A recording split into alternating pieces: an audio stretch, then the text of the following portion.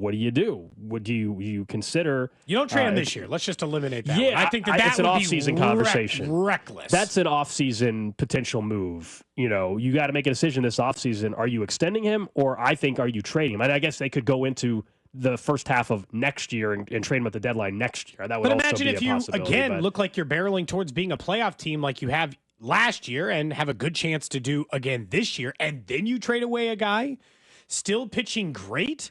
That's a Pirates move, man. You don't want to look like these franchises that when they're winning don't make those moves. You do those in the off season at the very least so that it's a little less noticeable. Yeah, I don't think they're going to do it this year. So to me, it's an off season or at the All-Star trade deadline next year. If you're not going to extend him, and that's the question is, do you go ahead and extend him knowing his history? Obviously, he's pitching great, but there's still his injury history there. He's 27. He'll be 28 when he potentially hits free agency, or 29, I guess, actually, when he hits free agency.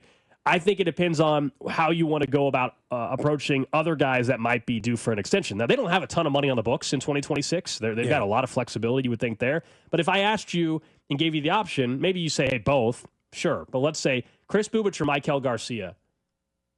Who would you extend first? Bubic.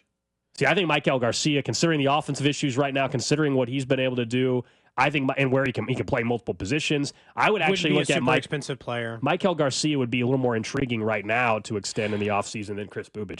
So they both have because of the pitching development. You've put investment in them. You've worked through these options, like you mentioned, like Noah Cameron or Avila or some of these other guys you've put money into or just the time into. And if you think you're the kind of team who can develop pitching now, an off-season trade would make the most sense.